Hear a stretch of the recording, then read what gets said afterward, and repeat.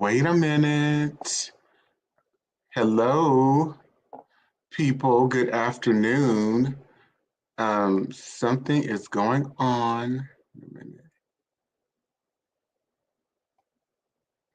We are here live. People are signing up. Uh, Hold on 1 second, because there's another one. People are logging on rather. Um, Hi everyone who's logging in to watch this. Um, this is going to be a very, um, I think, just incredible conversation.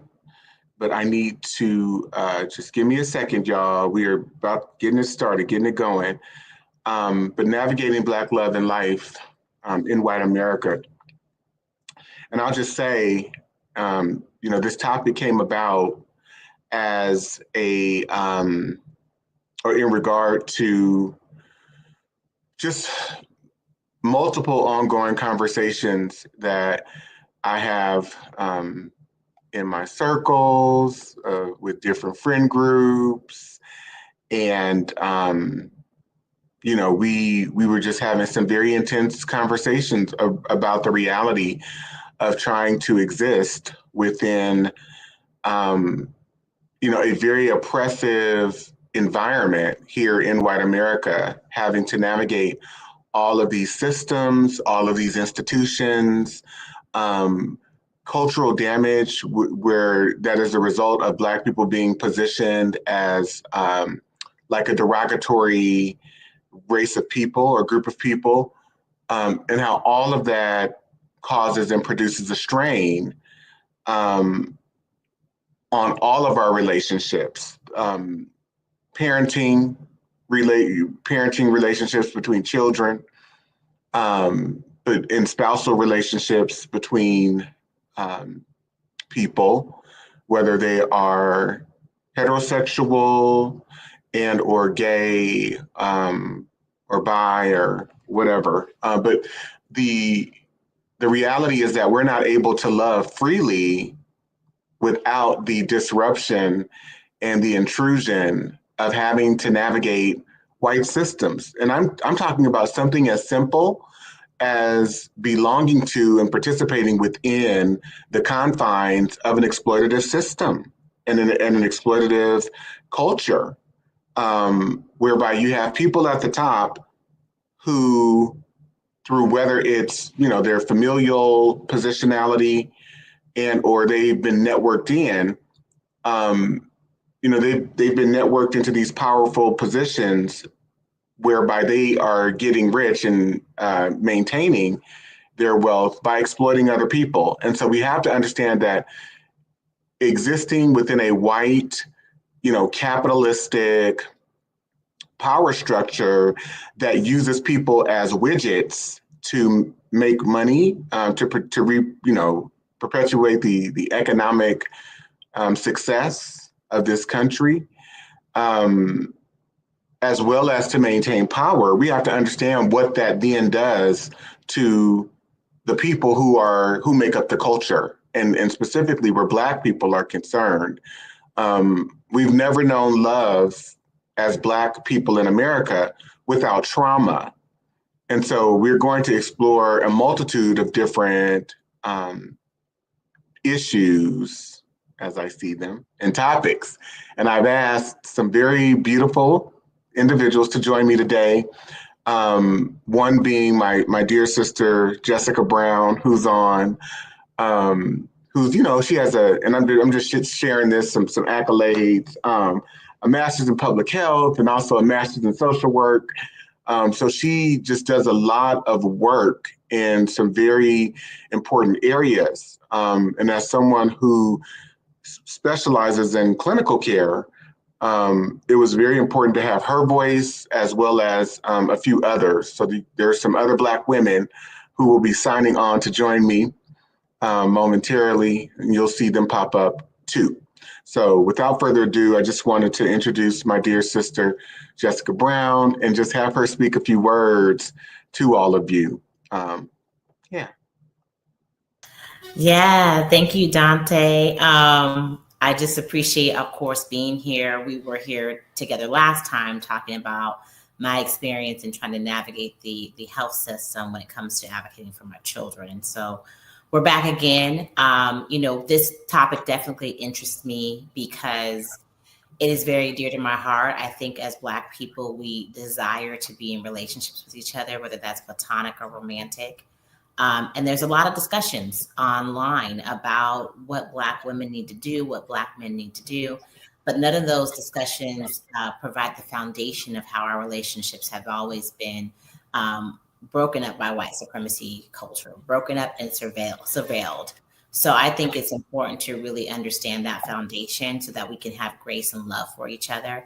And that really we can really come into our relationships understanding that we have navigated a generations of horror done to us, and how each of us, Black men, Black women, have had to watch each other not only go through the trauma and the experiences, but also experiencing them ourselves. And so, I'm happy today to be here with my brother, who is also amazing and who has also helped me see the ways in which that I have participated in anti-Blackness within my relationships. So, and how to dismantle that. So I'm happy to be here. Thank you, Jess. I'm glad that you're back. I know Shauna was supposed to be joining, but she had something come up with a family member who's in town, so she may not be joining. Rochelle may be here, is supposed to be here. And then our dear sister Alexis is logging on. I don't have my phone with me, so I don't know if she's like maybe reaching out. So that may be the case. People might be trying to sign in or come on. In any case, I always approach things from a historical standpoint because that's my work. Oh, I see. I see Russia. Russia says, I'm here trying to log on. Okay. It's all good, sis. We're in the space. Come on when you can. Um, but yeah, so I think what I was saying is like I always come at things from a historical standpoint. And, the first statement that I led with was the reality that we've not ever been able to love without trauma, and just how true that became for me when I started, or not necessarily started, but as I continued along my research journey, there was so much information that I was finding that began to color my perspective, or not just color, but inform me about the very real experiences, the very real traumatic experiences that had been done to Black men and Black women as they were transported into the Americas. And so I wanted to maybe start off, kinda, so to speak, um, by, hold on for 1 second, by maybe sharing some historical examples. But before I do, um, yeah, Jessica, did you have any thoughts about that? Just kind of about maybe reflections on the realized degrees and magnitudes of trauma and terror and the things that have been done to Black people. Yeah, absolutely. And one of the things that you highlight in your fellowship is the notion that our capturers knew exactly who they were capturing. And one of the things that they did was they designed the slave ships to be divided, where they would divide men and women. And they would put the men in the most horrible conditions as a way to break them, and put women and children in another way because they were vulnerable. And I thought that was very profound, because I think we always thought that we were together. I don't know. I always thought we were together in these slave quarters on these ships. But even thinking about that start of, let's divide them. You know what I mean? Let's divide the women and children from the men, because I think that they knew that our men would protect us and would be trying to take over those ships. And there are cases where that did happen. So I think for me, where you highlighted the initial start of this was a division of us as they were enslaving us to take us to, the Americas. Jessica, I'm telling you, and this is why I love our interactions and our dialogue, because you will say certain things, right, as my sister, as my best friend, but also someone who has been involved in a variation of different exercises with me, from 2-day trainings to 12-week trainings to 16-week. And what it allows you to do is recall certain information that was covered throughout those experiences. There are some things that I don't even recollect that I covered, because the breadth and the reach of my work is so expansive and so large that I sometimes forget. But as you were speaking about that, what you're referring to, and I had to further investigate this as well, but there is an account by a surgeon, and I'm actually going to share, if I may, these two examples. I see Alexis; she just came on. So wait 1 second. I'm actually going to share, and then once Alexis comes on, I'll have her share a few words, and then I'll try to figure out what's going on, Rochelle, so I can get you the link so you can come on too. So here's what I am sharing.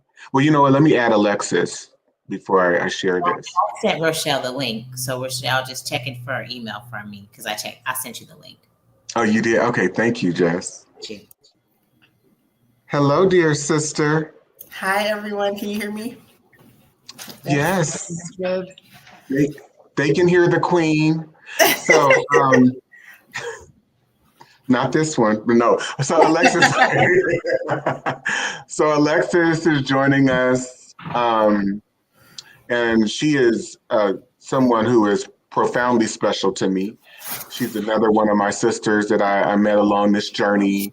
We've been knowing each other now for about 7 years, and we've just grown a lot together through this journey. I don't know if you want to tell your story, Alexis, about how we met, but you can just give a little quick. I'll do a quick overview, and I think it actually ties into the topic today. So I met Dante. I was working on a project. Someone told me I needed to talk to him. We just kept missing each other. So he finally says to me, just come to my training. It's the Monday, or it was 2 days and 8-hour days. And I was like, I don't want to, I only want to talk to this man for 20 minutes. I don't need to be in no 2-day, 8-hour a day thing. So I went begrudgingly, but, definitely the training changed my life, opened my perspective. And one epiphany I remember having during that training is that understanding all this history and what Black people have gone through in this country made every relationship dynamic that we were experiencing make sense. So I think that there's what we said about the historical context and how that's influenced our present day relationship dynamics, and how, often, or at least what they put forth in the media, because actually people I know in real life don't do this, but in the media, you think that we're blaming each other for things, when really this whiteness, white supremacist culture that we're living in, and this the psychosis that we have to deal with from those people is exactly why our relationship dynamics are the way they are today. For sure. Absolutely. Everything from being extremely anti-female, anti-women driven. That is what white patriarchy represents and what has been infused throughout this culture and our institutions, but also grooming Black male behavior to mirror that of white male behavior. And I don't think that gets emphasized enough, or a light is not shined on that reality. There's so much of a hyper focus on what Black boys and Black men are doing that we never take time out to understand that white men and white boys are programmed and are also acting out the reality of these same behaviors and worse, much worse, right? Which is why we can talk about then, for example, violence that happens in the streets of Oakland, California, and all of these pathologies and really myths that Black men are murdering each other and killing each other. Meanwhile, you've got young white males who are, over 90% of the domestic terrorists in this country going into schools, massacring young children, rounding them up, just outright going into movie theaters, murdering people. That violence gets subdued. It's not recognized or acknowledged in the same ways in which the behavioral patterns of Black boys and Black males are spotlighted in this culture. And so it became very clear to me how Black male behavior has been directly influenced. We've been groomed by white men. The lack of emotionality, the lack of an ability to really engage feelings and relate, that comes right out of this cultural context. So anyway, there's so much more I could say. Before I move ahead, and before I go to the examples that I was going to share, I want to just welcome another one of my dear sisters, who we have fallen in love with each other. We have a love fest going on. But my sister Rochelle, Dr. Rochelle Hooks, who is just a phenomenal person. Jessica always teases me. She's like, "Oh, all right, you got to vet these people you add into our family." And I said, "It's okay. I know Jess. We call Jess. She's the youngest. We call her the little bully. Okay,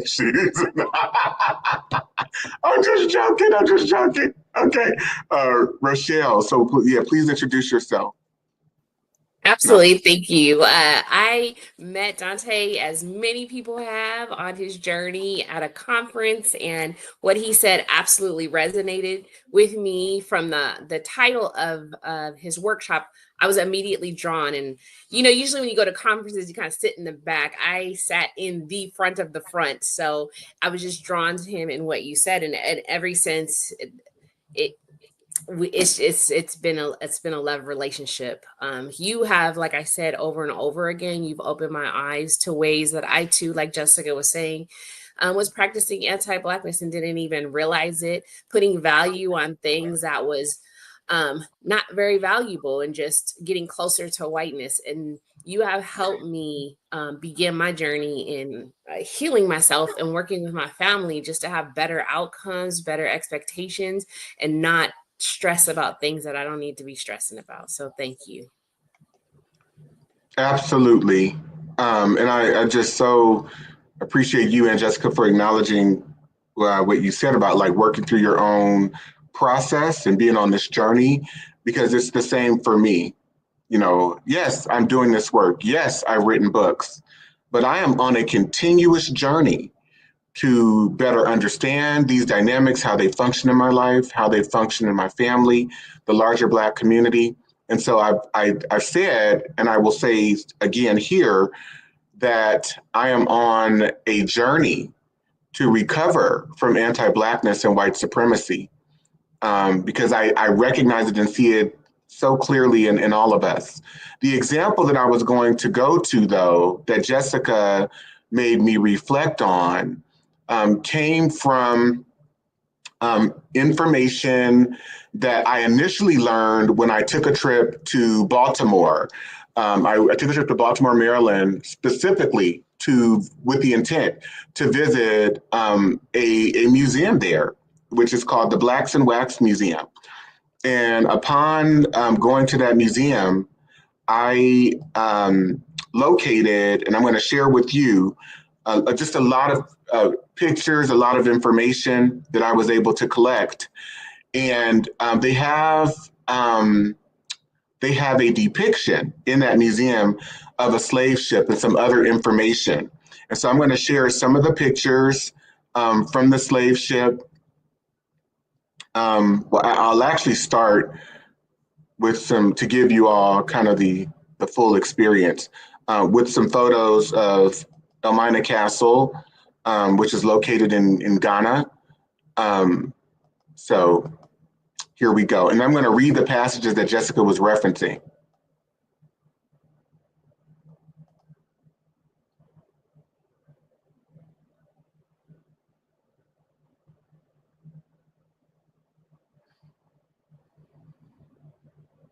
This is the dungeon. This is one of the doors that they went out of prior to being boarded onto ships.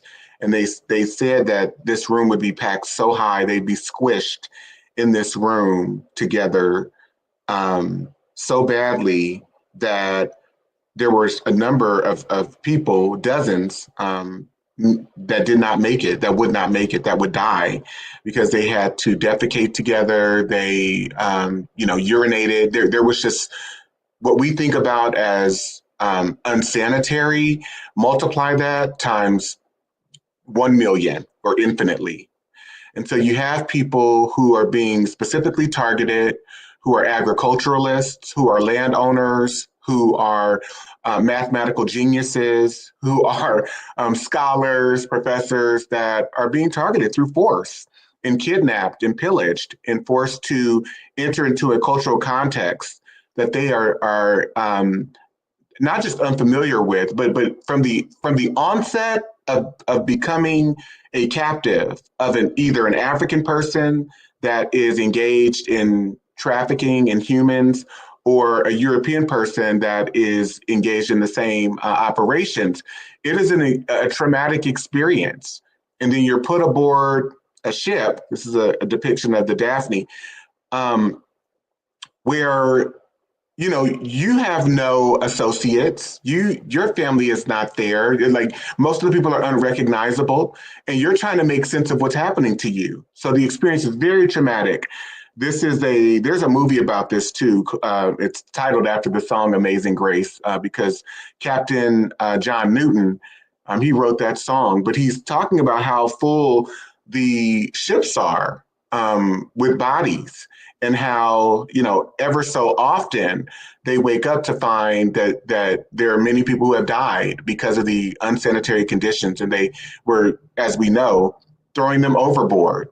But he was a minister, he was a slave ship captain who, at the end of his life, he repented, so to speak, as a lot of white people do. They repent once the madness has been done. And then, he became a minister, right?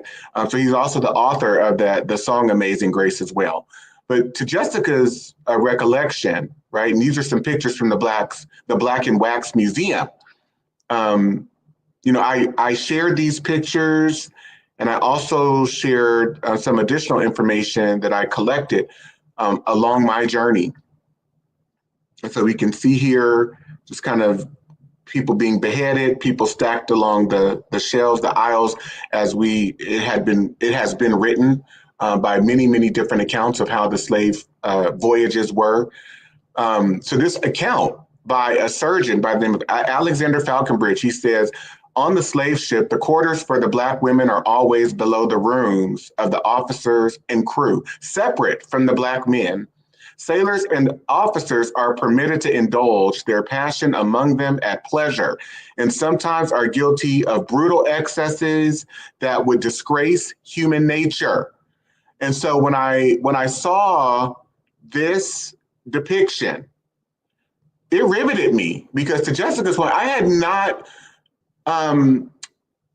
understood, or never been compelled to think about the reality of just open season sexual predation where Black girls and women were concerned.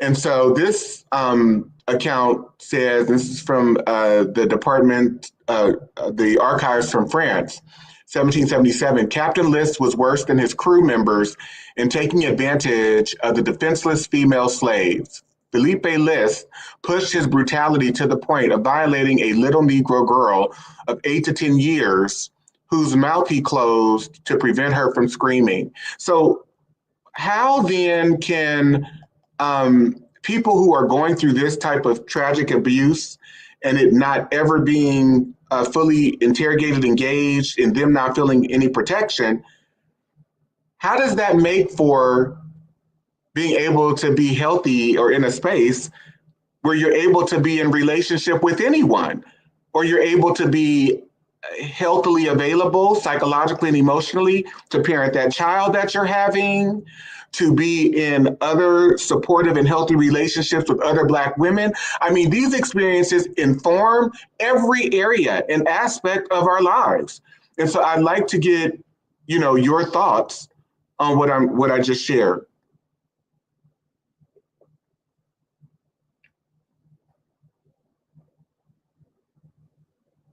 There's that unmute button. As you pointed that out, also in chapter 3 of your diagnosing whiteness and anti-Blackness, like you, from the very onset, you demonstrated the permission for Black women to be raped. And if that is your foundation of being and knowing, it makes you feel powerless, less than, and that's a hard fight to come back from.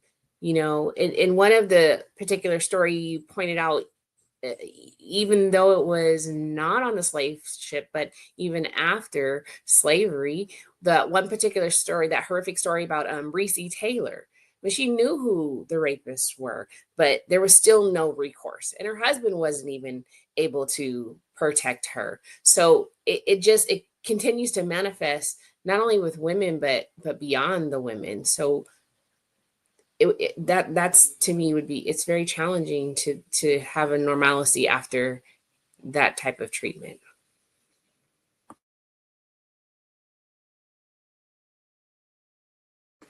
You're muted.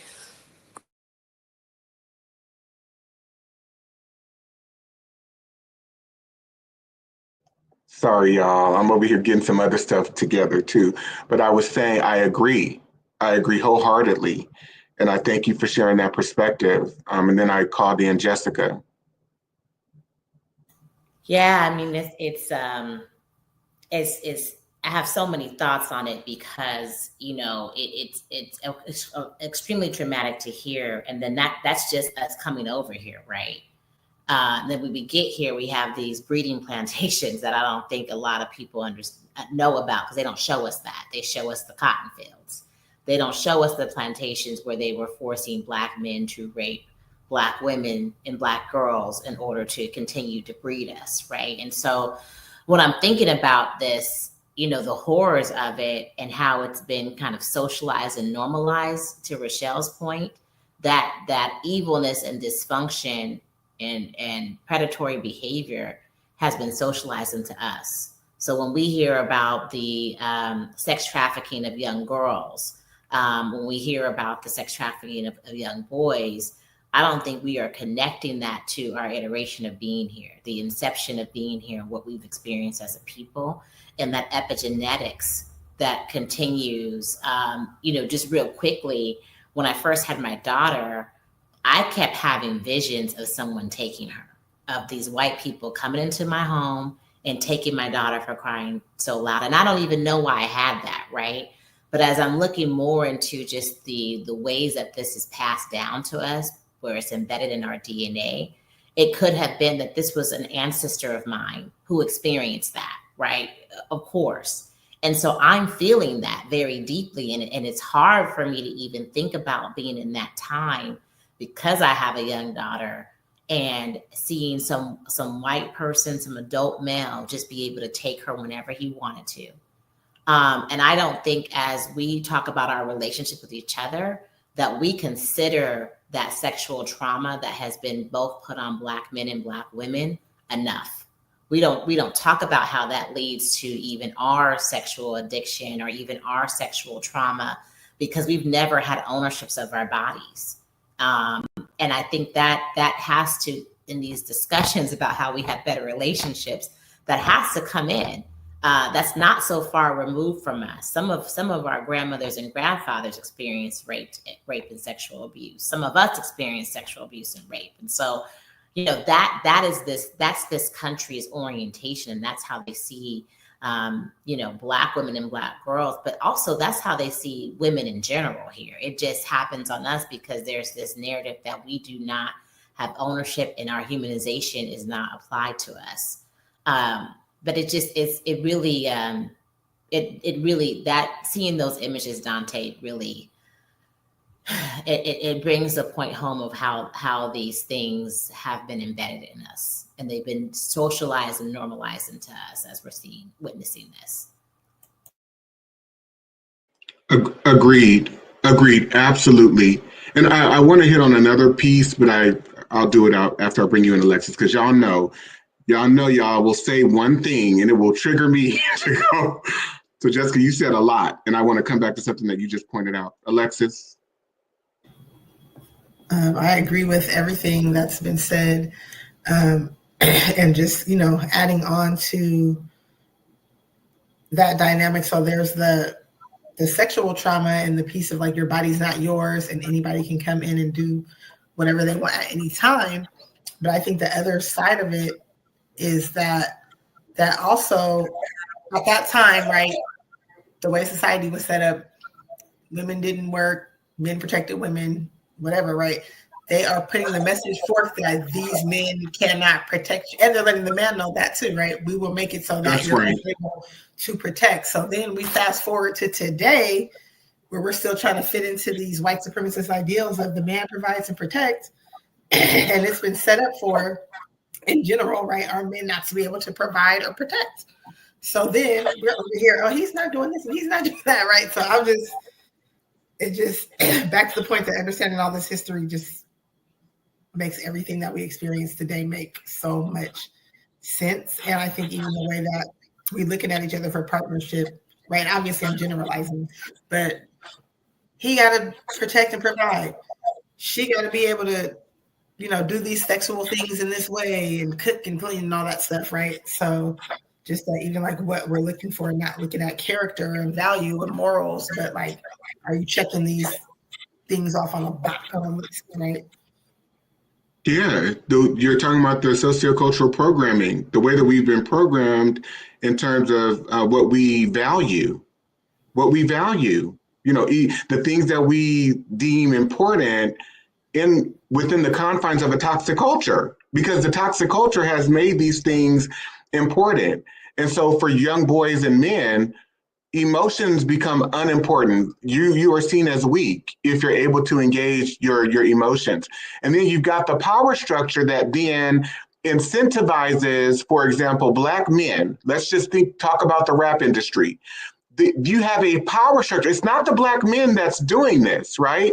The Black men are talking about their experiences and what they've been surrounded by and what they know and the things that have happened in their neighborhood. But you've got a white power structure that will then take Black men named Snoop Dogg, Black men named Dr. Dre, Black men, and produce and then put money behind a machine, behind an album and a song called Doggy Style, in videos that project and center Black women. And if this is the only means of survival for people, those are the opportunities that they are going to take advantage of. But let's be very clear. It's the hypersexualization of the Black male. It is the hypersexualization of the Black female. And this is all coming at our demise, essentially, because it is destructive. White America promotes destructive behavior where Black and brown people are concerned, specifically where Black people are concerned.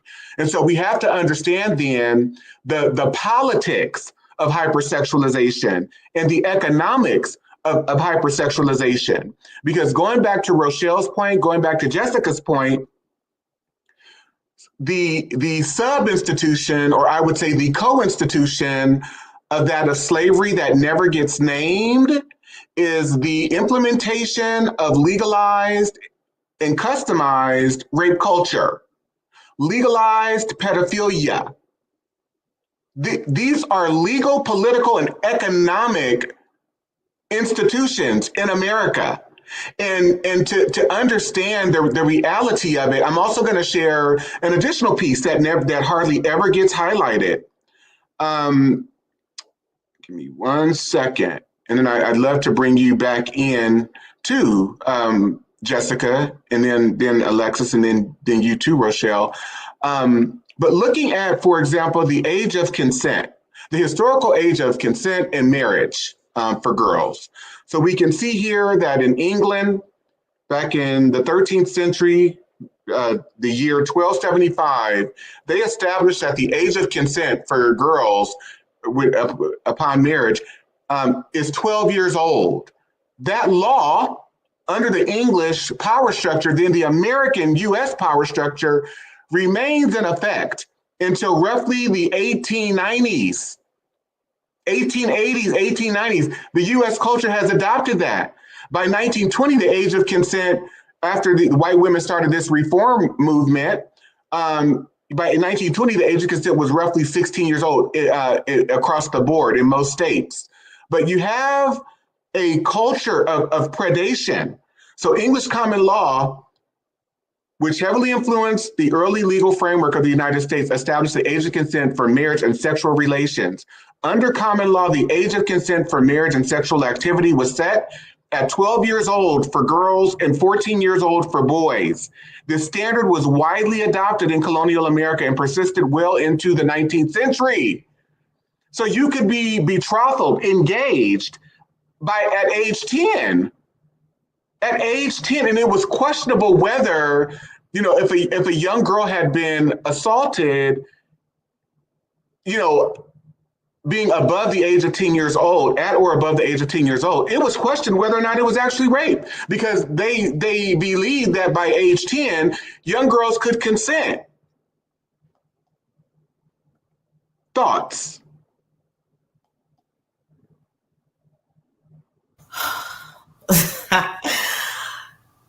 Again, and I think it goes back to, just as I stated earlier, this evilness that is not us. And so when we are thinking about how our boys, our Black men, how our Black women are socializing to predatory behaviors, because the start of it was white men. And you seeing, in that picture, that man is well over age. To a little girl. And you think about too how thinking about our children now, what in their right mind would think that a 12-year-old, a 10-year-old, an 8-year-old would be of that a consent. And I think going back to what we talked about earlier, those breeding plantations, and when a young Black woman got her period, sending her over to that breeding plantation to again help their economic interests, no matter what horror and what age it was for us. And so I just, I have so many thoughts that it plays a part into some of the narratives that we see today, the way that young women are sex trafficked, including in some of these institutions like the NFL, the NBA. All these larger entities are taking on the ideology that we've had in the past of not valuing women and young girls and young boys as well. And like I said earlier, Dante, really socializing young men to become predators. Yes. Everything that we do, the rap music, the TV, it's all to socialize men, particularly Black men, into being predators. Absolutely. And we have to understand white male predatory hypersexual behavior and the perversion that's located within and throughout the white community that never gets spoken about, that hardly gets spoken about, that makes it so that white people are able to project throughout this country and around the world images of their family values, images of themselves as astute, responsible people who kind of have it all together. And so there is this psychological myth, is what I'll call it, or psychological delusion that people have in terms of how we are compelled and socialized to think and believe about white people, white men, and white women.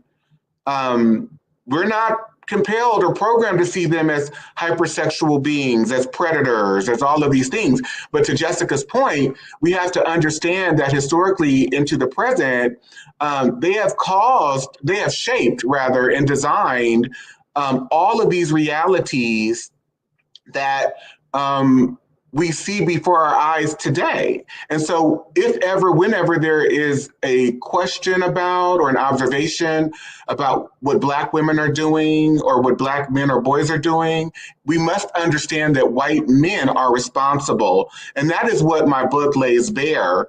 And it's not the blame game for the sake of trying to not be accountable or throw off any responsibility.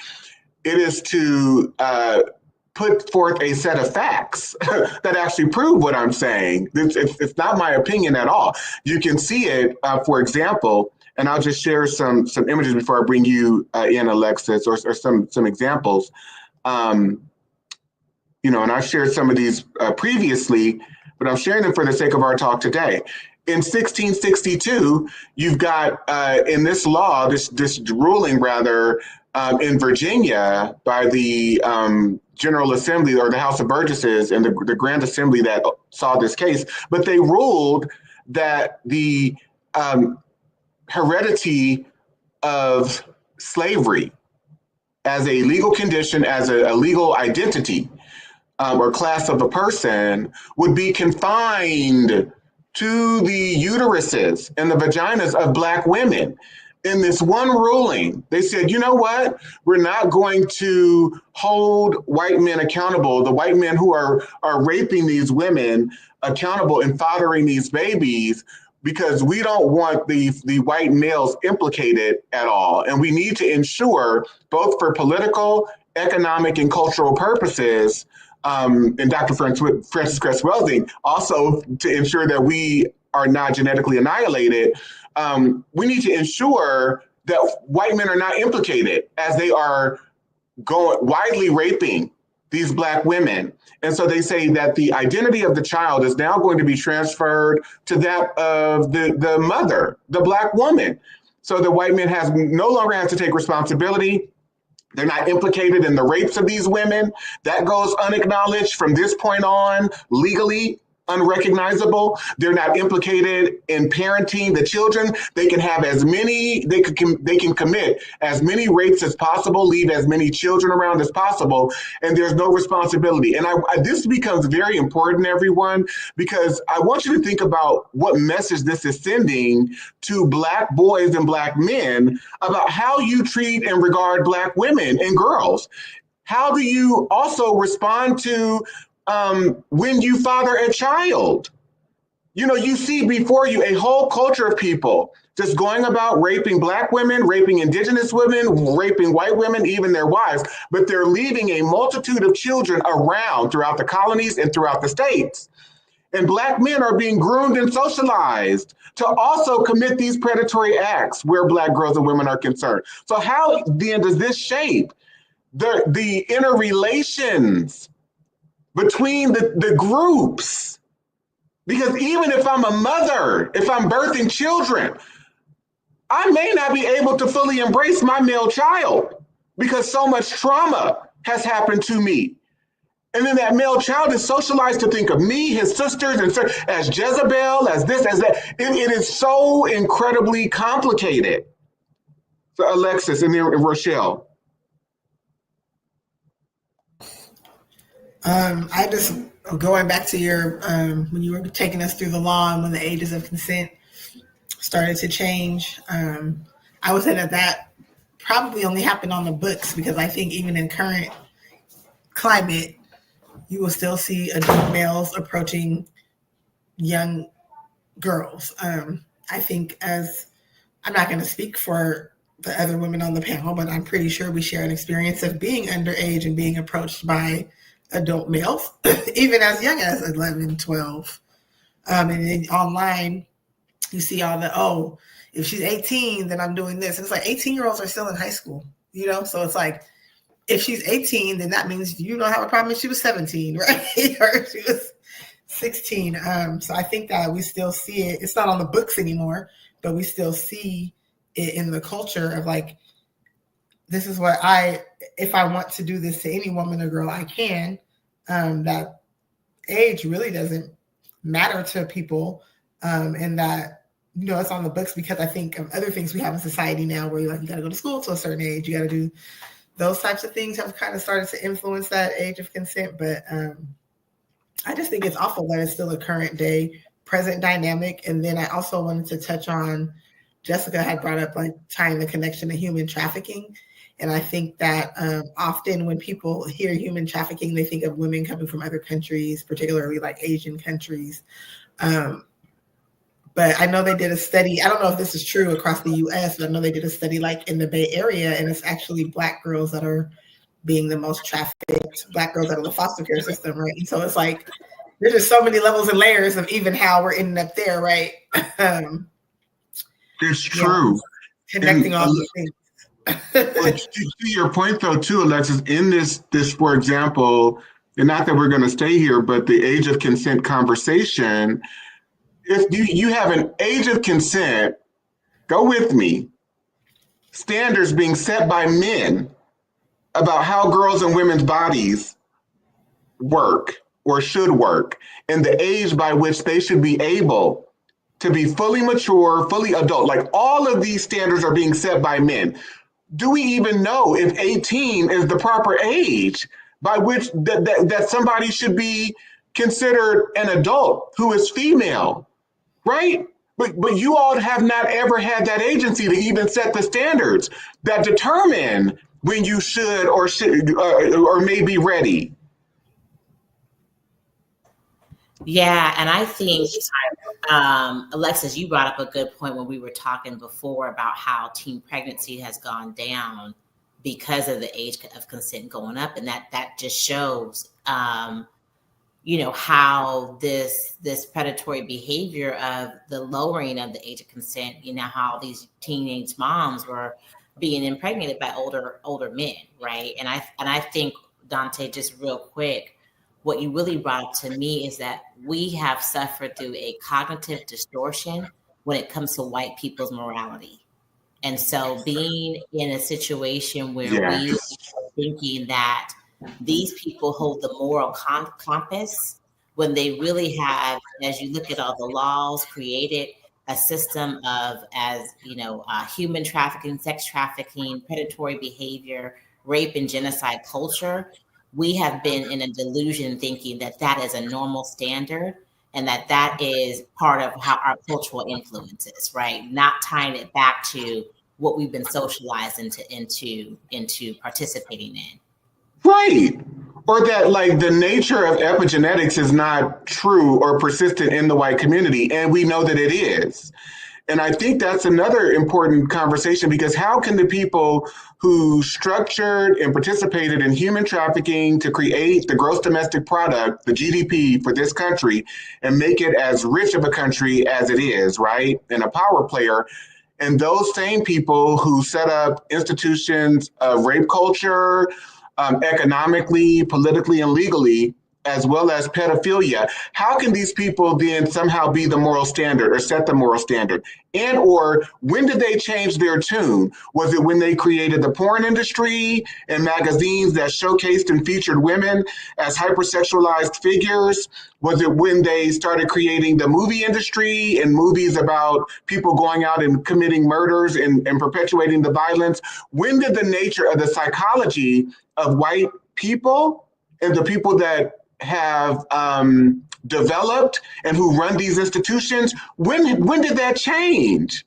But yet we in our minds, we're not compelled to ever think about it or interrogate it in ways that would help us to understand and be able to make connections about the present and how the past has influenced the present. So I'm going to get you to come in here, my sister Rochelle.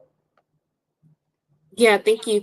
I too, like Alexis, looking at that picture, that looked like that little girl's grandfather, not even her father, but her grandfather with him. And at at 10 years old, you're what, in 4th grade? You're not even having a period yet. And so that's awful. That is rape. And before we had the discussion about the behavior of how you mentioned the slave owners going around and having babies unresponsible for, and they are the prototype. That behavior is the prototype for baby daddy. Like that that is the epitome of baby daddy.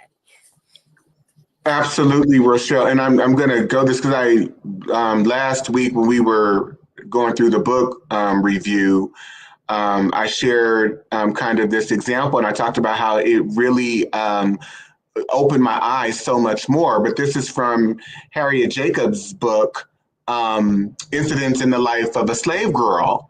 And she says, my master was, to my knowledge, the father of 11 slaves. But did the mothers dare to tell who was the father of their children? Did the other slaves dare to allude to it, except in whispers among themselves? No, indeed. They knew too well the terrible consequences. So think about this. You've got a white man on this one account that Jacobs is giving, where she's saying he was the father of at least 11 children. And he just got to go around and rape women and spread his seed, right? Not take any responsibility for the brutal behavior, the psychopathic behavior, the psychopathic mindset underlying those actions. He was not made to take responsibility for the children. So think about that. There's a permission structure that is set up to not only just disregard women, mistreat girls and women, but you can go around and spread your seed to as many as possible. And I want you all to think about this and to just comment. And I'll start with you, Alexis, and then we'll go to Rochelle, then go to Jessica. How does this then inform, for example, people like Nick Cannon or the one guy that I forget the football player? Cam Newton. Yeah, Cam Newton. How does this then inform that behavior? It's made it okay. And women are not just unprotected, but infinitely vulnerable.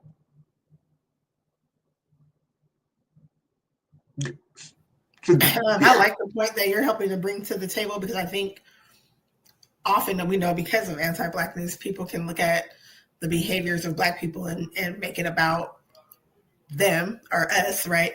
But I think that looking at that being the model and thinking about how often it occurred, I heard Dr. Joy DeGruy was speaking, and she was bringing up the point that the level of rape was so prevalent that today, if you're a descendant of an enslaved African, you have a significant portion of European ancestry in you, even today, right? All the way down to today. So that lets us know the level and how often this rape was occurring all the time. And so that means that's what people were seeing. And it's just making all these connections to the point of like men producing children and not feeling like they need to be responsible for them, or that they don't have to have a role in their life. I think there's like a young athlete, I don't know if he's basketball or something, that just Anthony Edwards. Yeah, paid the 18 years of child support up front, so he don't got to pay nothing. And he's said, I don't want anything to do with the kid and all this stuff. And I'm like, that is your child. Like, how could you just be disconnected? But then thinking about the behaviors that we observe from white men, they had children, they were producing children and then enslaving their children and not giving a damn about them, right? So because the mother was Black, like it's a lot. There's a lot of things going on there. Yeah, so this is making me think about a lot.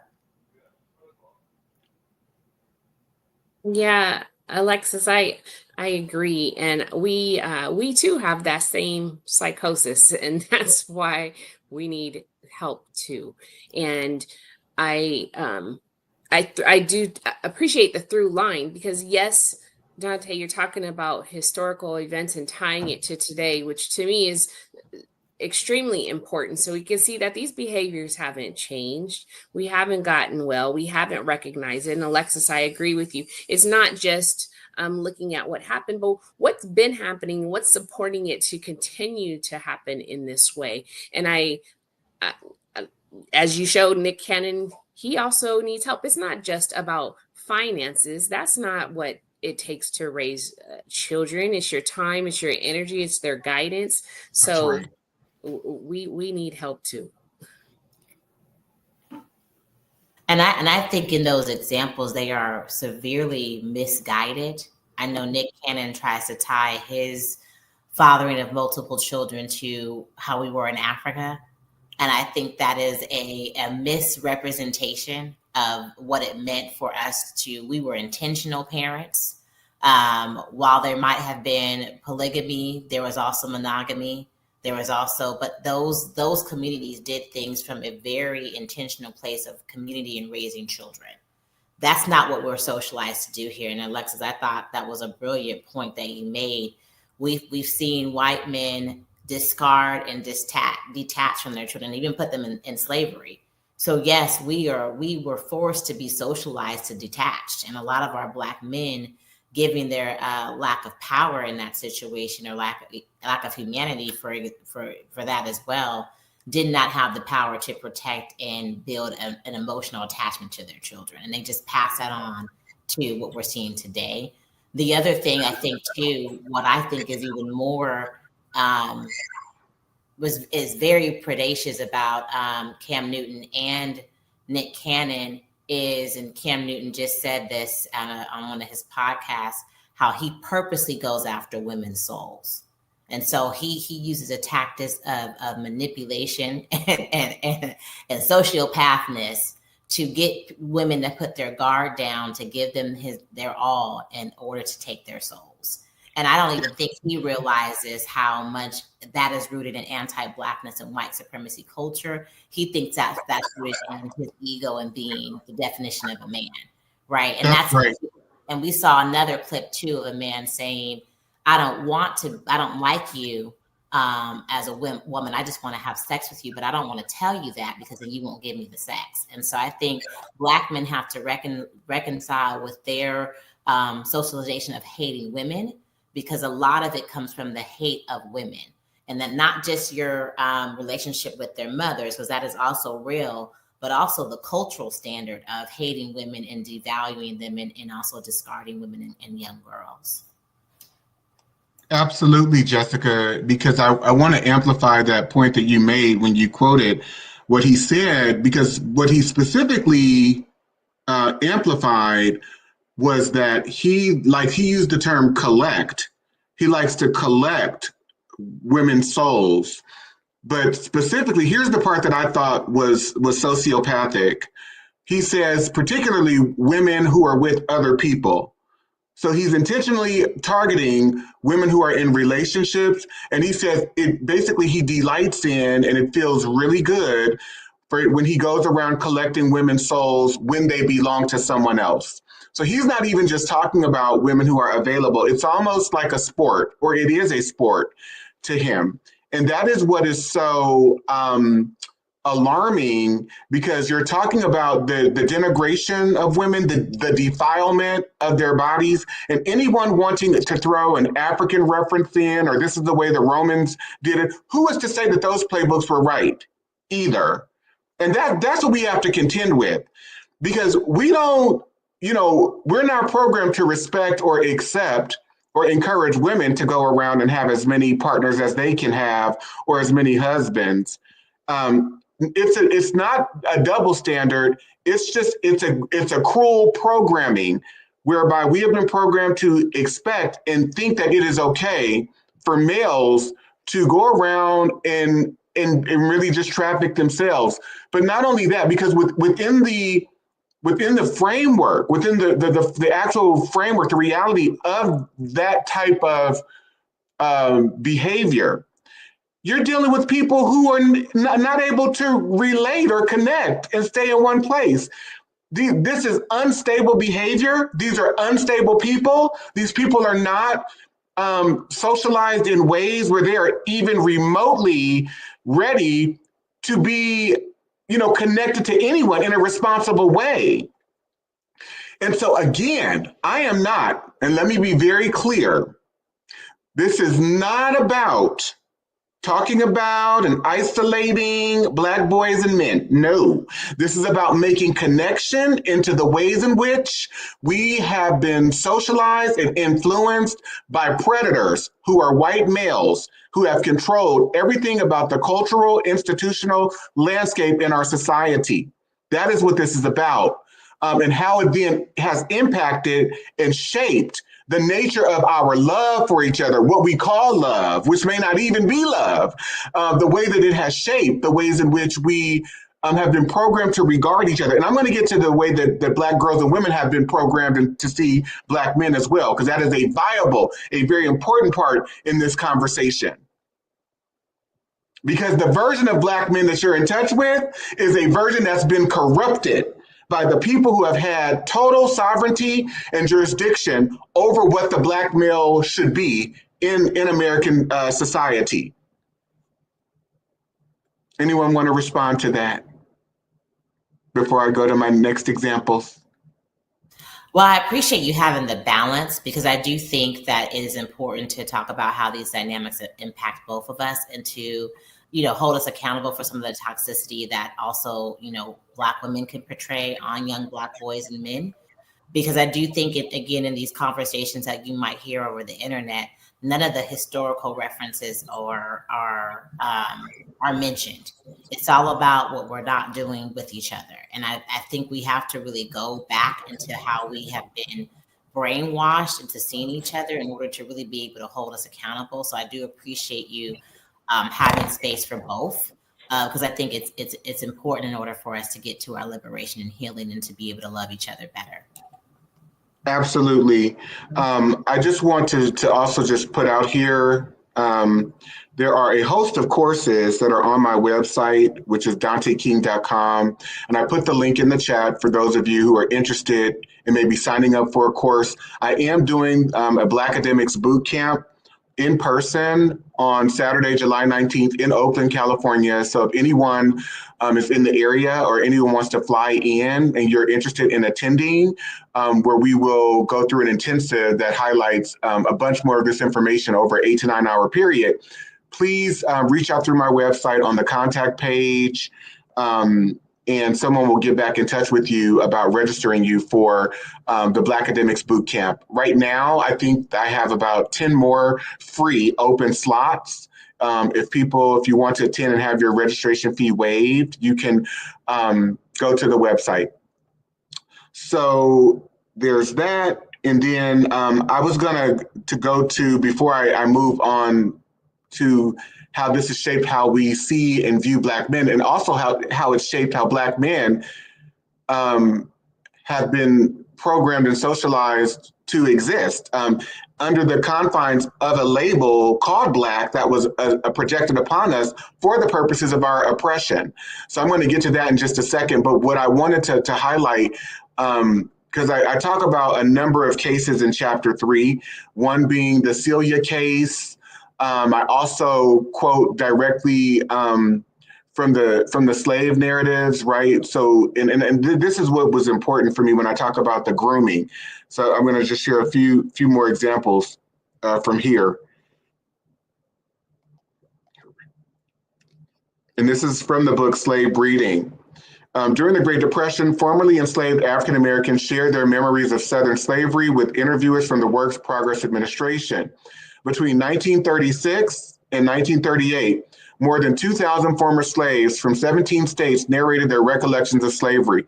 According to the former slaves, slave breeding relied on the existence of plantation studs or bucks and breeding winches.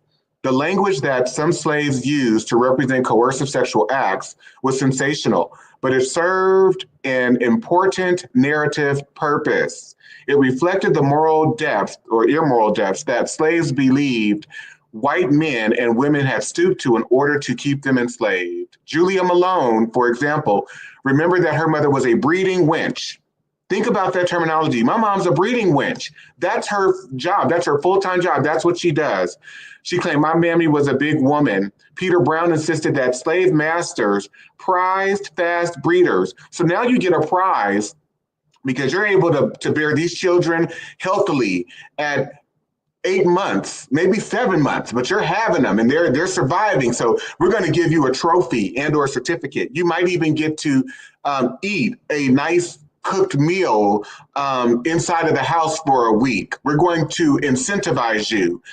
Brown stated that his mother was a fast breeder, giving birth to 3 sets of twins. Steve Robertson reminisced about his father's sexual prowess, referring to the existence of plantation bucks. Robertson testified that the master picks the buck to sire the children with women that they want. So let's get this straight. You have Black boys and men being selected to go around and just choose whichever victims they want to target, and then they go and they're locked in a cabin together and forced. The Black girl and women or woman or both are forced to submit. They're forced to submit their will. They're forced to submit their bodies.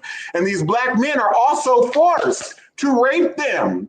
We're talking about cultural, institutional, legal, both on the political spectrum, the legal spectrum, the economic spectrum of rape and pedophilia, right? The prevalence of it, right? President Thomas Jefferson said, I know no error more consuming to an estate than that of stocking it with men almost exclusively. He says, when you go to the slave auction, don't stock it with men. You should be purchasing the women and girls, because as you set them up to be raped, perpetually, they can bear more children. I consider a woman who brings a child every 2 years as more profitable than the best man on the farm. What she produces, the amount of children that she can have, is in addition to the capital. It's in addition to her labor, or in addition to any labor that 1 or 2 men could produce.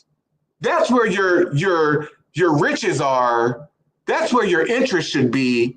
And so we're talking about a cultural institution permission structure where white men set up institutions of rape. These are pimps. These are pedophiles. And they're orchestrated in very strategic ways, in very official ways into this culture. They're orchestrated and embedded into the culture.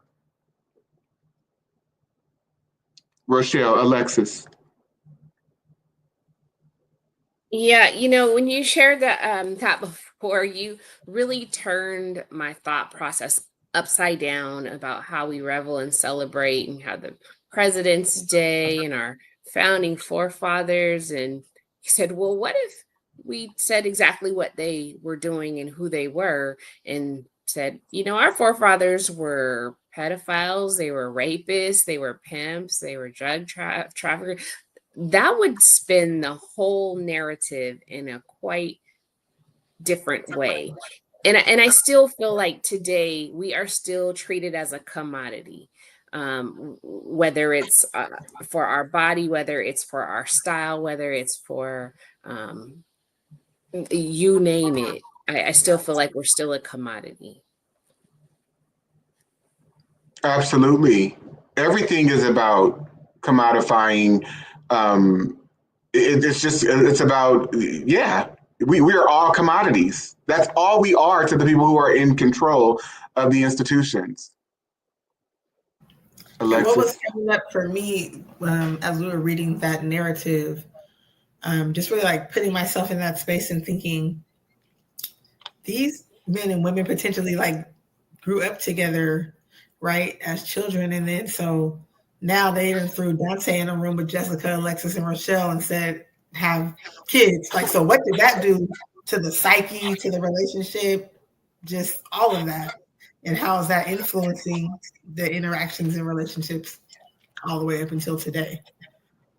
Yes, Alexis, because the other thing that we know too is that interfamilial marriage was customary in the culture. So you could end up raping your sister, or because that's who these people were marrying. They were marrying cousins. They were marrying brothers and sisters getting together. We're talking about a no holds barred. They fathering all the children on the plantation anyway, right? So Yes. 11 of these kids. a no holds barred society. And Jessica, I see you wanting to come in. Well, no, I agree exactly with what Rochelle and Alexis said. I'm just also thinking too on the side of, the Black men and Black boys who didn't want to rape and didn't want to do that, and then being forced to do it because of the severe consequences, and what happened to those that resisted, right? They were probably instantly murdered, right? And so I just think, we don't talk about enough the sexual abuse that Black men have endured in enslavement. We both were raped, and also too thinking about Absolutely. how a lot of the Black men and Black boys, and I know I might be jumping, even our fetishization of white women is false, because we don't ever give into the information or the facts about how white women also raped young Black boys and Black boys, in that time period too, because they also own plantations. And so that never comes into the fold about how these Black men were really forced to become they were raped into being sex addicts and abusers and predators. Absolutely. Yes. And so what then, through these experiences, are Black boys and men learning about what it even means to be a Black boy or man? They knew within the confines of their original cultural context what it may have been to be a Ugandan boy, outside of the reality of trauma, but now you're forced into a traumatic reality, and now your identity has changed. You're Black and you're becoming Black, and the whole cultural orchestration and evolution is being led by people who are demonic predators. And so now you're learning what it now means to be a Black boy or a man, and that behavior is patterned directly after your captors. So I'm going to go to another example, right? Because I think this becomes very important to just what we were talking about, and then I'm going to switch gears in just a second to go and highlight some of the Black male experiences that begin to emerge throughout the colony. So, or throughout the colonial period. So give me 1 second. Pull this up here, and I want you to think about what you are about to see. Like you that are on here, maybe minus Alexis, has seen this before because you've been in some of the recent courses and workshops that I've been teaching. But this is the Mississippi Supreme Court in 1859, and it's regarding a case where a 9-year-old Black girl had been raped by a Black male. It doesn't cite the age of the Black male, but it, so I don't necessarily know exactly how old he was, but it's saying that he was a man, but we just don't know. But what they decided in this case is that young Black girls and Black women, because Black women are hypersexual creatures, that rape could not be committed upon them, and that rape was only rape when it pertained to white women. So the court concluded that a male slave could only commit a rape upon a white woman. And in the detail of the actual transcript, and what they're saying is that the crime of rape does not exist. So according to white male logic, white male predatory, narcissistic, psychopathic logic, the crime of rape does not exist in the state between African slaves. Our laws recognize no marital status as between slaves. Their sexual intercourse is left to be regulated by their owners. The regulations of law as to the white race on the subject of sexual intercourse do not and cannot, for obvious reasons, apply to slaves. Their intercourse is promiscuous, and the violation of a female slave by a male slave would be rather a mere assault and battery. So I want you to think about that. Who is making the laws and designing what is criminality and what isn't? So let's get this straight. Young Black girls and Black women can't be raped because we're projecting our idea that they are hypersexual, hyper promiscuous, right? That idea is promoted and projected onto Black girls and women for hundreds of years. And then white men take and realize their fantasies by projecting these fantasies, these very distorted and perverse ideas onto Black women. So much so that, what do? We create an entertainment structure that prioritizes, positioning Black women such as a Megan Thee Stallion, a Cardi B, Beyonce. And again, it's not a criticism of the women at all. We're talking about the economic and political implications, the cultural implications that have been at play, these dynamics that have been at play for hundreds of years. People not having a choice to choose what their realities are going to be, right? Like it crosses so many levels. Rochelle? Yeah, like I said earlier, we continue to be a commodity. And I think you shared previously, it wasn't even until 1951 that someone finally had been convicted for raping a Black woman. So A white male, 1959. Thank you, 1959. So I mean that's in my mother's lifetime, Yep. But all of this is, again, it's how the topic is how does it influence our relationships with each other? And there's no way that you can live in this and not navigate away from it when this is what you've been taught and seen and digested, and now you're regurgitating. And I like I said, people need this. We need help. We need to understand where it came from in order to try to work on fixing it. Absolutely so. Anyone else want to respond to that before I move on? No, okay.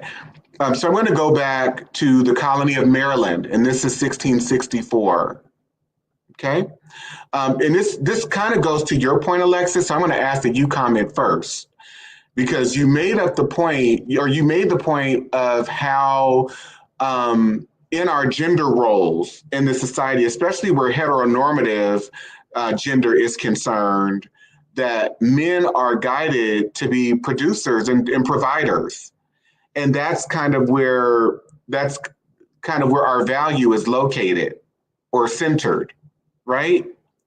And so how then does this one example, this is Maryland in 1664, how then does this one example shape how Black men begin to be regarded in this culture and what they represent as a group of people from a value standpoint, centering capitalism, which is the main source of how we regard value in the society in terms of people's worth and net worth, right? How successful they are. How then does this shape what Black men represented, what Black men represent, and who we are as a collective body politic? In this one example, it reads, be it enacted. So this is an act concerning Negroes and other slaves. Be it enacted by the Right Honorable, the Lord Proprietary, by the advice and consent of the upper and lower house of this present General Assembly, that all Negroes or other slaves already within the province, and all Negroes and other slaves to be hereafter imported into the province, shall serve durante vita, hard labor for life. So, because within this one reality, you have this one example, all of the agency of Black men being stripped away. You're being forced to work for your entire life against your will. And I want us to think about what does that inspire from an emotional standpoint in Black men? Would you be happy that these people are deciding your fate? Or would you take grave issue with it and try to retaliate even to the degree where you may go out organizing to go and kill the people that are inflicting this type of abuse and trauma onto you, onto your son. Your entire agency is stripped away. So then what does your position in life become as it relates to being a Black male in America, in American society?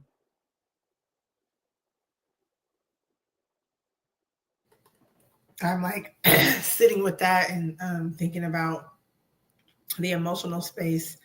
And I think what, kind of comes up for me is thinking about, you're going through this experience, you're upset, you're angry, you're feeling all these things. And who could you even take that out on? Like, who could you even talk about that with or actually do something? So that kind of is in that like emotional, physical abuse space, right? And then also it makes me think of how this set people up for, I'm trying to choose my words carefully, the criminality that as it is defined by the power structure, right? But sets people up for going down this pathway of, I can't get it the traditional way, so I'm going to go outside of the system, right?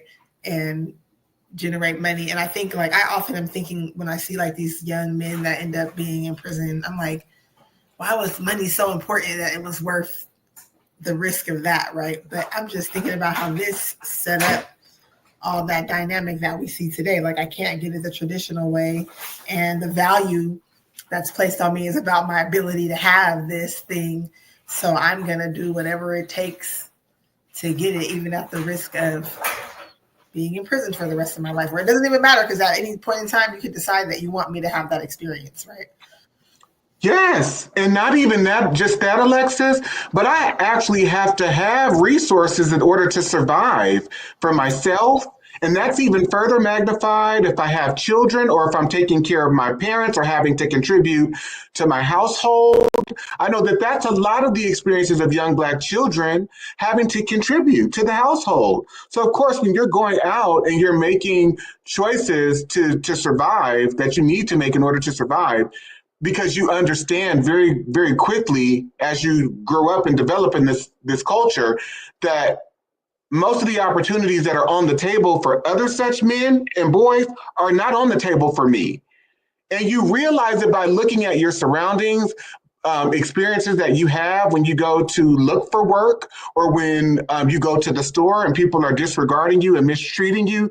Through the culmination of all of these experiences, you realize that your worth and value is located in the abyss of how this country regards a person of having status and worth and value, and that you cannot access and or reach the same types of opportunities that are on the table for mediocre, inadequate, incapable white men and other non-Black men.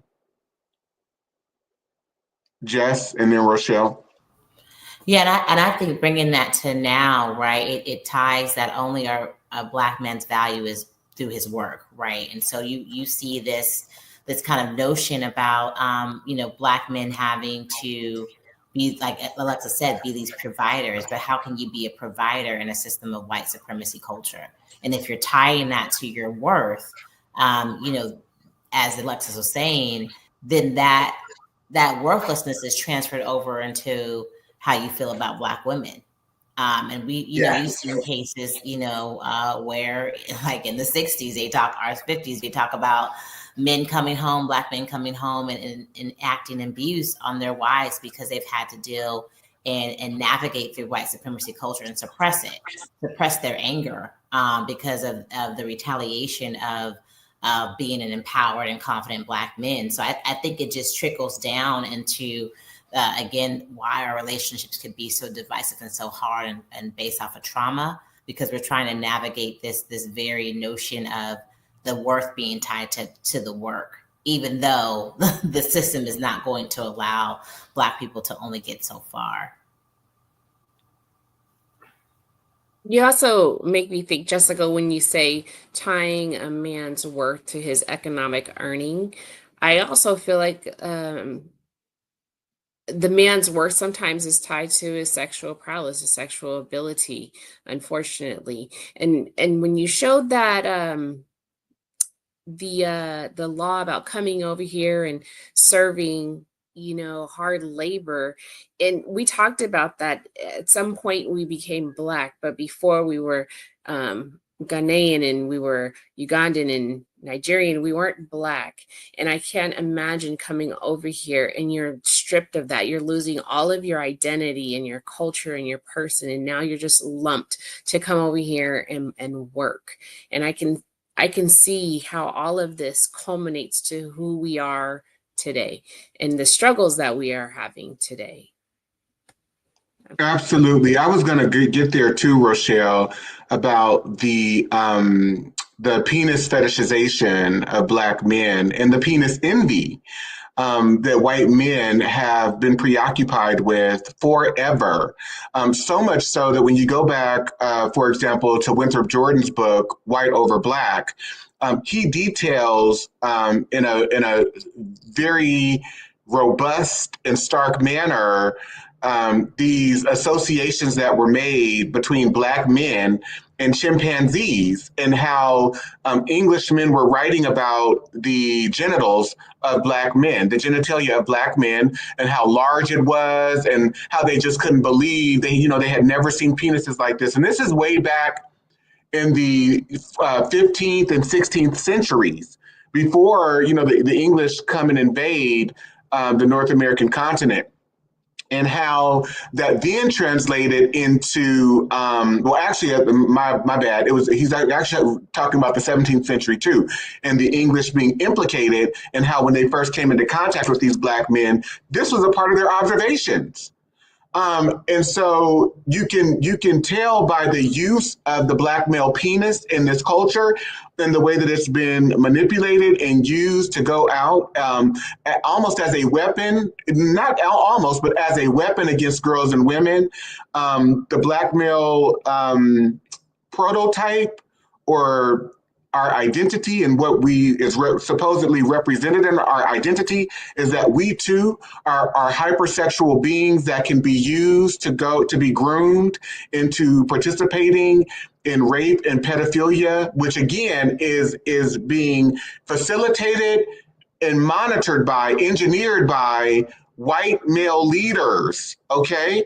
And then Jessica brought into the fold the role that white women play in asserting themselves, aggressing young Black boys and Black men who may have belonged to them, who may have belonged to their husbands. And Dr. Stephanie Jones-Rogers, she does a really great job in her book, They Were Her Property, about detailing the role of white women during the antebellum period, and how by 1860, they were roughly 40% of plantation owners. So the degrees of agency are never comparable.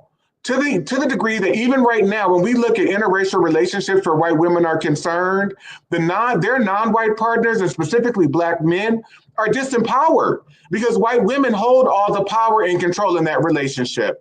Just ask Jonathan Majors, but I won't even go there. But we have to understand the way that penis fetishization in the bodies of Black boys and men has forever been positioned as hypersexual in this culture, in the ways that we've been positioned in similar ways to Black girls and women. So I'm going to, go ahead, Rochelle. Sorry, it also made me think of the lynching postcards, how when young men were lynched, it wasn't good enough to just hang them, but then they had to disrobe them and then take to cutting their genitals off. Yeah. Thank you so much for bringing that up, because I was going to talk about that.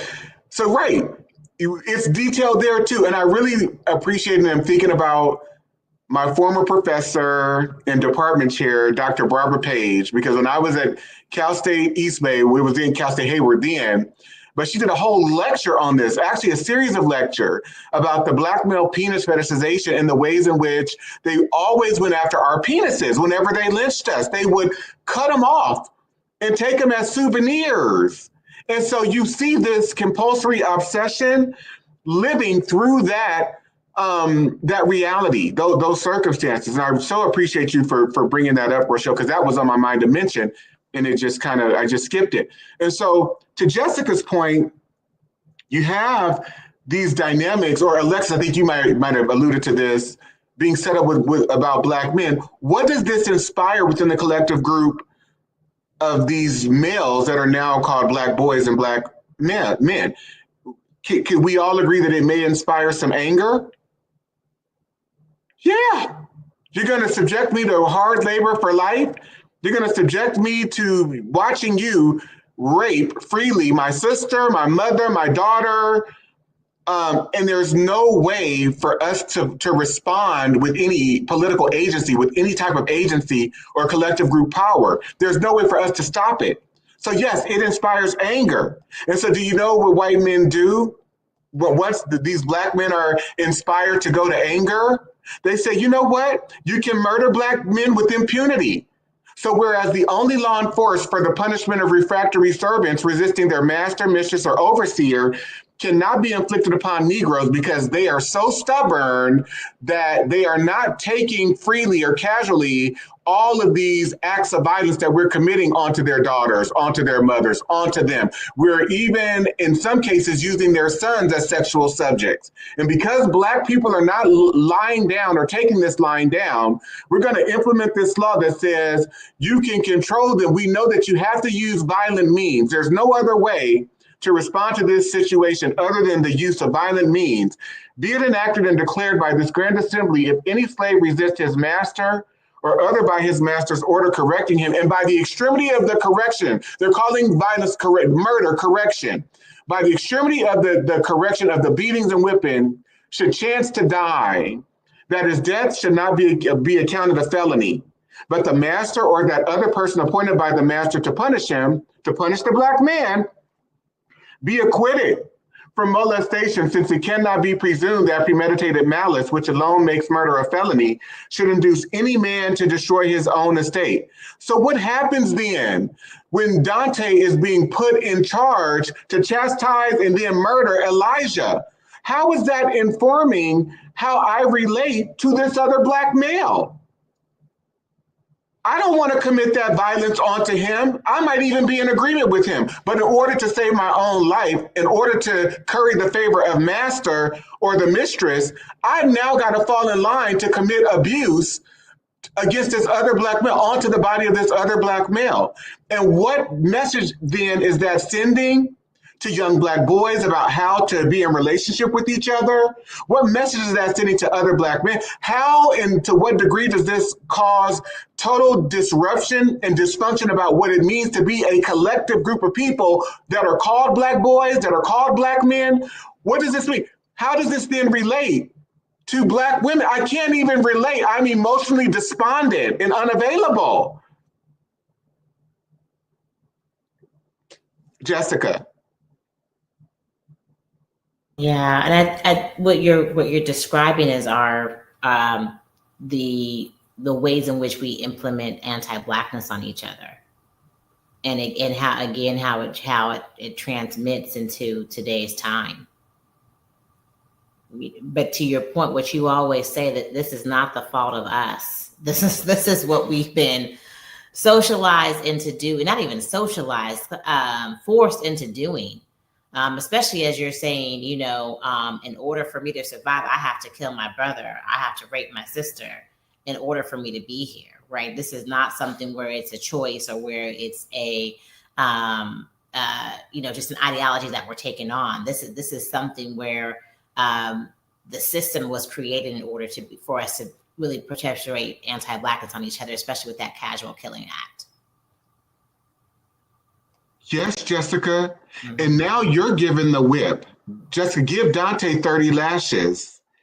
You're put in a situation where you've got to now totally denigrate and dehumanize me.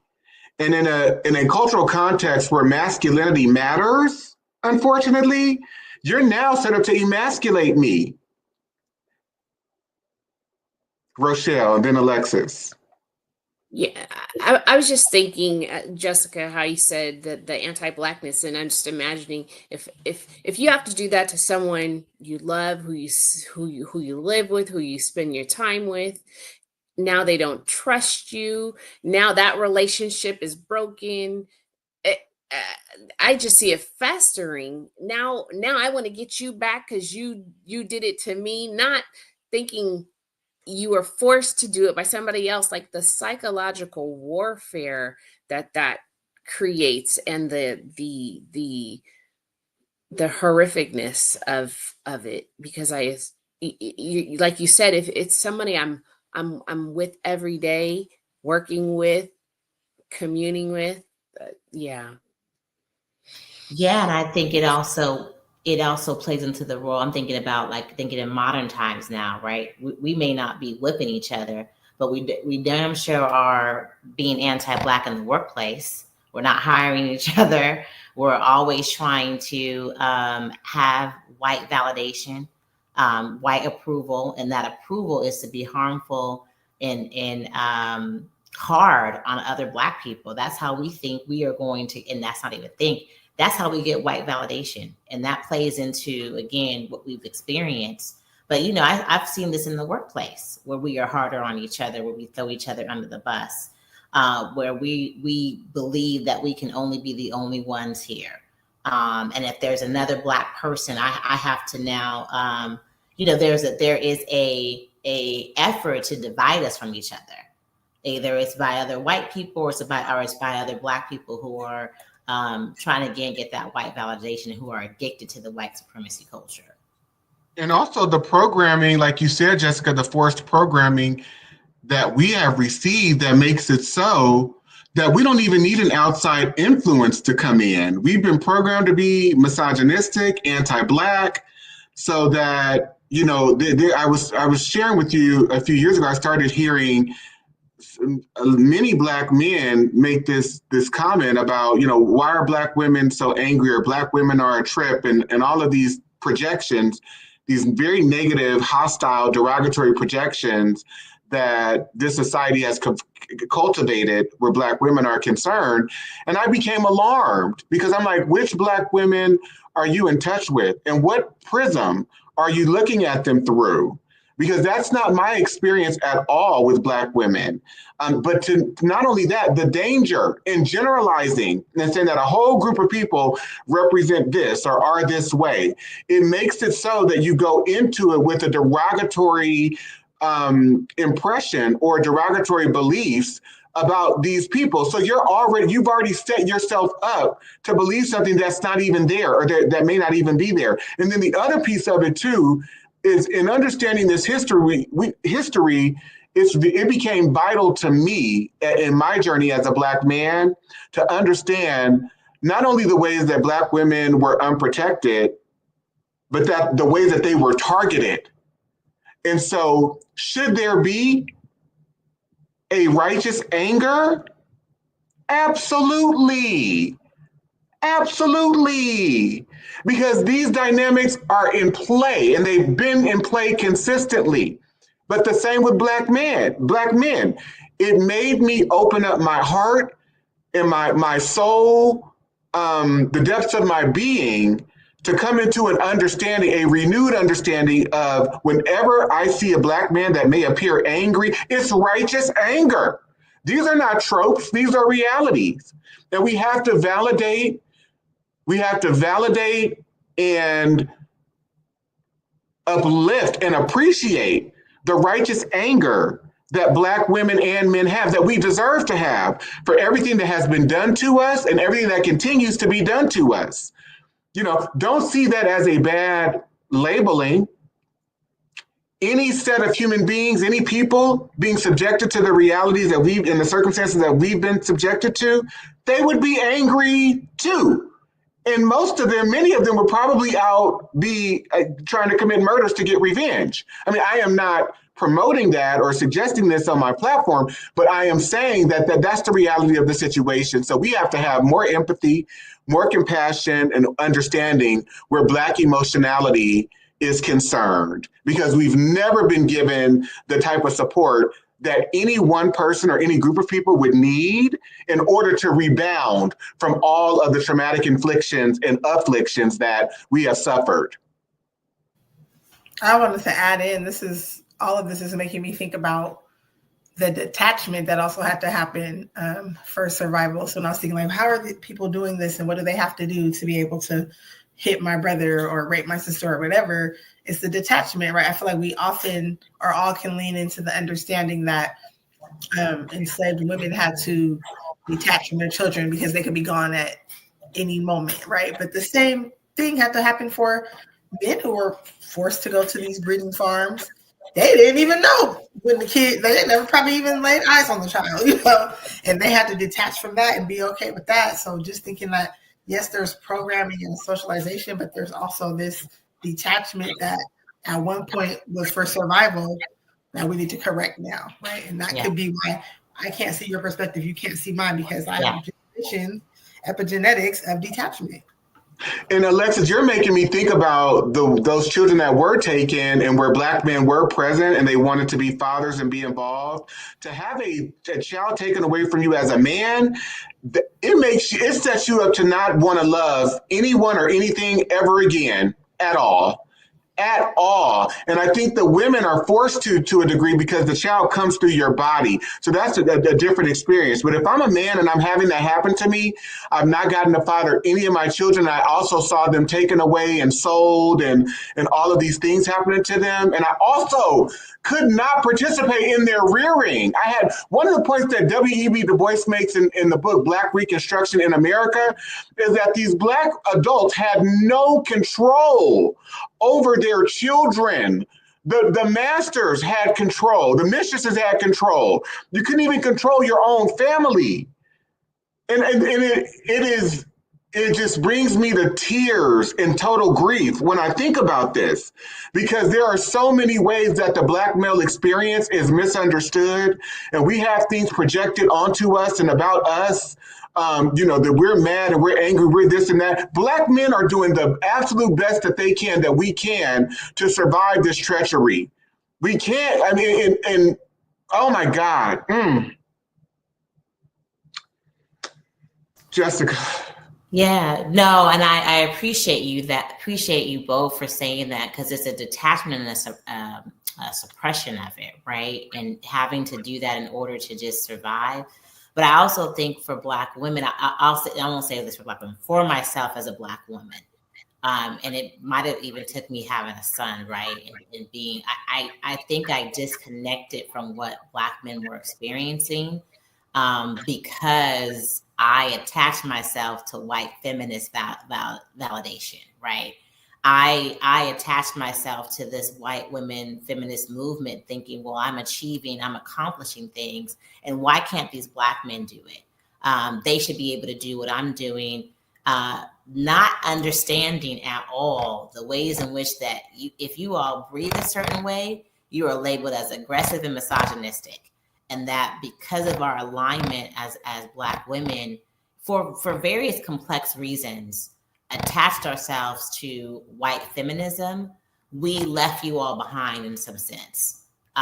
We aligned with a white supremacist structure, thinking that if we became sisters with white women, we would also achieve some type of equality as well. Not understanding that alignment actually divided us even further from you all and lessened our ability to really see your experiences. And, I, as I'm doing this work with you, Dante, have heard and seen so many ways where when you show up very firm and confident, I've seen Black women accuse you of being misogynistic and aggressive and hostile and can't be trusted for you holding us accountable. And so I do think that also has to come into we both, in some sense, we've aligned ourselves. I think Black men have been socialized and aligned themselves in a way with white men, and the way that white men perpetuate masculinity.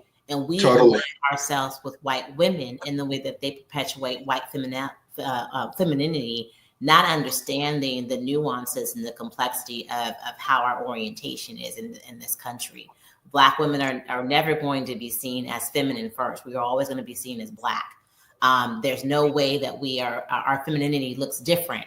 And I don't think that gets talked about enough, that both of us, Black men and Black women, going into this way because of survival really caused more division with us as well too. And caused us not to see each other's experiences in us surviving this. Absolutely. We cannot see the fullness of the experiences, Jessica, because to your point, there are so many conditions and so many dynamics in the way that it causes us then to relate to each other through our mental distortions of each other. Like, we're not in touch with each other through the truth of the impacts that this reality has had on us. We're in touch with each other, trying to do the best that we can to relate through the facades that we've had to develop in order to cope and in order to survive. So I can never be fully myself with you or anyone else, because I don't even know what it means to be fully myself outside of the context of my survival as an exploited subject here in America. So am I truly, I know that I'm truly capable of loving without bounds, but when would I have the opportunity to do that without all of the competing demands of the things that drive me to go after my survival and to try to make it? Because I remember saying to someone, I can't even be in a relationship with anyone if my financial stability is not intact, that I considered relationships to be extracurricular. You know, the fact that I worked so hard through my 20s and 30s, that has set me up, you know, to not be around my mom as much as I wanted to. Love my mom. Everyone knows that I worship the ground my mother walks on. And I would have wanted to be around her every day if I could have been. But I had to work. I had to do things, right? And how true that is in the regard of just trying to just have a relationship with another person, and all of the things that get in the way, that can and that do get in the way of that process in this society. So what is love? Are we truly capable of it? How have we ever known and been able to love outside of the confines of our oppression? No. And so if the onset of the Black experience in this culture is rooted in trauma, that means that everything that we have done has been through a traumatic experience. So what is love then? What is love without trauma? And so I'm going to play this clip that features Alice Walker in an interview that she did not too long ago. And she's talking about just kind of some familial dynamics. And I'm sharing this clip because she says something that's really profound. And I remember when I first heard it, I shared it with Jessica and I go, do you understand what she's saying in this clip? Here we go.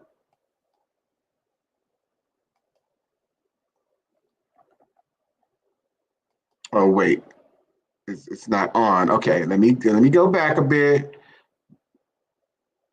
Okay. When their parents are clearly married to each other and to them and are not going anywhere. At what point, I mean, I imagine as a child you had no sense of this because this was your reality, this was your life. But at what point did it strike you that it was, I mean, there's a particular point in American history, isn't it? I mean, in terms of relations between whites and blacks, and you know, and I mean, help us understand that. I mean, when did that come clear to you? Well, white people had the most unfortunate ability to cause other people of color, to just feel really lifeless. You could not be yourself around them because they wouldn't tolerate it, for one thing. For instance, you had to always pretend that you thought they were superior. You had to always pretend that you thought they were right. And this had a real dampening effect on people of color because we knew they were not superior and we knew they weren't always right. But it was set up that way. You know, it was a fascist state.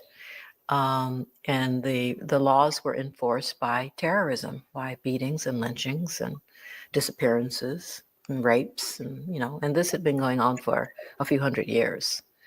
So it's really remarkable that people like my parents and my grandparents were able to be people of such grace, even though sometimes they lost it and they were mean to their children or they kicked the dog. But overall, I think it's incredible that they held up as well as they did. Thoughts?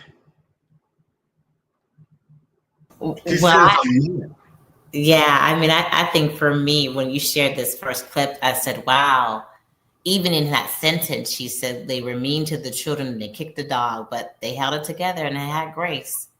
My parents were remarkable because they had such grace. Yeah. But no, grace I'm sorry, Jessica. The conditions, not grace for the family. So the family suffered abuse. The dog suffered the abuse in their rage. But we had grace for the white people that were causing the terrorism because we had to, right? And I think, again, it's an example of the anti-Blackness. And so when you started this conversation earlier, how we parent, how we love each other, it's all been corrupted because we have to go in the world and put on this mask and like she said, pretend that these white people are superior and smart, all to come home and inflict pain and harm on our own. We're harder on our children. We're harder on our partners. We're harder on our dog because we're having to survive terrorism. And as Alexis said, we have to detach and quickly too. It's a rapid detachment because it's going in the workplace and then coming home right after 5 and yelling at the kids, kicking the dog and being so drained because you're having to navigate terrorism. Yes. And so it's a grace that is underlined by fear. It's not true grace at all because you can't have grace without the trauma. You can't have grace without the fear. So I'm being economically deprived. I'm being mistreated and abused when I go out to go to the store, when I go to the job. I'm being made to enter into the back of the movie theater, the back of restaurants. I'm being completely humiliated in my life. And in my experience here as a Black woman or as a Black man, and I cannot give it back. There's nothing that I can do to respond to the people that are inflicting this humiliation onto me and onto my family. And so the only way that I'm able to release is when I get home. And when I get home, I no longer have to pretend because now as the male figure, as the dominant figure in the household, I can unleash all of the negative emotions that I felt that I had to suppress all day. And so that goes into, I might slap my wife around a few times. I might beat on my children. And that's what she's saying, the dichotomy in what she is saying about, my parents being, and I'm expanding this to most Black families, because this was true in my family. My family, my parents were people of such grace, but they beat the children and they had to kick the dog. No, that's releasing trauma and frustration, and most of which is suppressed, emotional suppression, the result of emotional suppression. So it's just very profound. Rochelle and then Alexis, I'll bring you all in for some last remarks. Yeah, what hit me is when she said, we know they're not right, but we got to pretend like they're right. And we know they're not smarter, but we have to pretend like they're smarter. And that still hasn't changed. And and speaking to the release when you get home, it made me think about both sets of my grandparents and how my grandfather was the first Black police officer in where they lived, and it just made me think, like, what did he deal with when he came home? Because there was abuse in the family, from him, and I never thought of it that way. I just thought about, like, how dare you do that, but I never thought about potentially, like, what's the underlying reason. Yes thank you, Rochelle. Alexis? Yeah, just some of my final thoughts. I think I'm so appreciative of this conversation and how we need to think about our healing and how we can switch some of these dynamics in our community. Because I think for all the faults that we could put on each other, or like, why is this way? Or as I'm going to speak from a perspective as a woman, right? All these things that I could say about Black men aren't doing this, or they're treating me like this, or they're not taking care of their kids. And it's like, well, who's raising them then?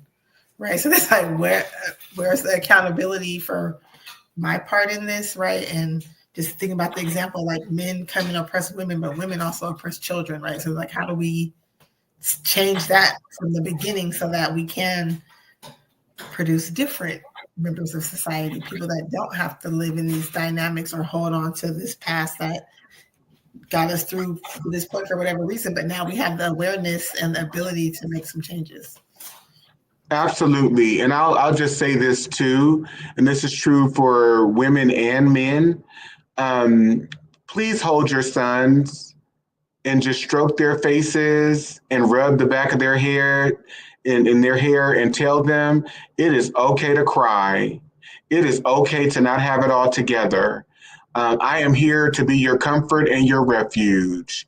You can express your emotions. Just hold your baby boys. That's the one thing my mother did for me. And it served me so well. I was never afraid to cry. And throughout my life, those releases have just really helped me. But my mom did this at a time when she was married to my dad, who was very, pro machismo and pro heteronormative straight male-ish. And he was very clear that he did not want a son that was going to be a punk. And I remember my mother telling me that they would have knockdown, drag out disputes and fights about, him questioning my value or how I was going to turn out. And my mom telling him like he's going down the wrong path, and that caused conflicts within their marriage. But I was raised around children where I would hear both women and men say to the male children, don't cry, be a big boy. And so if that is the type of person that is being raised, or that's the type of mentality that's being cultivated, and children are being influenced by that thinking and that approach to a male child's development, think about how that then sets them up to not be emotionally responsible, emotionally aware, emotionally connected. And it is very hypocritical and contradictory, because I hear a lot of girls and women, and even myself as a gay man, I want an emotional, available man. And I know a lot of my girlfriends who do as well. But how is that possible when you're telling these young boys to not be in touch with their emotions, because that, to a degree, is a sign of weakness? Last thoughts. We'll go around. Last thoughts. Who wants to go first? Yeah, I'll go real quick. I think this is a powerful discussion. I think we probably need a part 2, 3, 4, 5. I do think to and I'm not to say that there's a solution, right? But just being very intentional and loving each other, because there has been such a effort to divide us. Not even an effort. It's been strategic, systematically to divide us. And I think because there is a power in us being together, right? And there's a lot of work that I think both men and women are going to have to do in order to get us back to each other. It's not this person did this person did that. It's a more of how we, as the title of this talk, how we are navigating our love in white America. And it's almost impossible at times to do it. And I think the more that we are able to understand these dynamics and have grace and love with each other, the more we can get back to how we loved each other outside of white supremacy and white surveillance. So yeah. White sociopathic and psychopathic conditioning. That's right. Thank you, Jessica. Rochelle. Yeah, I would just say, again, through this journey, it's being more understanding and have a lot of forgiveness, and also asking more questions to try to understand better than thinking that you know everything, so that you are still open to learning and hearing someone else's experience and why they are how they are today. Thank you. That's right, sis. Thank you very much. But endless forgiveness, and it's a trip because Jessica and I were having a discussion, and we were saying how we sometimes go back and forth because we're trying to understand these gender dynamics, and we realize the perversion on both sides, you know, and the ways that we've been corrupted by white, you know, narcissistic, psychopathic, sociopathic, predatory behavior, and the psychology of predation. So there's just, to your point, Rochelle, endless, boundless empathy, compassion, forgiveness that we have to be willing to practice tapping into in order to get to that place that Jessica spoke about, that place of restoration. Yeah. Alexis, you have any other last thoughts before we sign off? Just appreciative of this conversation and looking forward to keeping the conversation going. Wonderful. Thank you, Lex. Thank you, Jess. Thank you, Rochelle, for being here. I am just going to share very briefly for those of you who may not have been able to access or watch the docuseries, the Diagnosing Whiteness and Anti-Blackness docuseries, which is a 10-part episodic series that actually features Alexis, it features Jessica, it features Rochelle. It's a docuseries that I produced ahead of my book that actually talks about the themes that we discussed here today, as well as some additional themes that are presented in my book. So please go to DanteKing.com or to Diagnosing Whiteness and Anti-Blackness.com, and you will be able to pull up this page that has the docuseries listed on it. And if you go to the watch page, you can see clips and summaries of each episode, what's contained in each episode. This was something that I produced myself through my nonprofit, which is called Blackademics. So please support Blackademics, please support this work, and please use this docuseries as a tool and a way to start some very important and crucial conversations with your family members, with your friends, as a way to begin a journey of healing if you've not already started. And if you've started that journey of healing, this is a way to continue it. Please also buy the book. You can go to my website, DanteKing.com, and you'll see here the opportunity. You can either get the book, whether it's through like Amazon or Barnes & Noble online. If you go to any online global retailer, you should be able to buy the book from there. But please dedicate, even if it's just 5 pages a day, please read the book if you are Black, or if you know someone who is Black. Please get them this information, because to the discussion that my sisters and I had here today, we have to work on individual and group and collective healing. We really do. If we're ever going to try and survive this and reset who we are, who we want to be, what we represent within and throughout our community. So thank you, everyone. Thank you for everyone who tuned in too. And I look forward to seeing all of you who will attend on July 19th in Oakland, Saturday, July 19th, the Blackademics Boot Camp. Again, 10 scholarships available. Go to the website, submit the contact page if you want to go, and someone on my team will get back to you and confirm with you whether a spot can be reserved or has been reserved for you. Okay, but if you submit a request for a scholarship, please make sure you make it, because if you submit a request to attend and then you don't make it, that's a spot that could have gone to someone else. So I just want to make sure that you're moving as it pertains to this with the greatest amount of integrity and truth and honor. Okay. So again, thank you, everyone. And thank you to my beautiful sisters. Can we give them a round of applause? And you give yourselves a round of applause too. That's right. These are the bosses. Okay. All right. Love you, love you, love you. See you soon.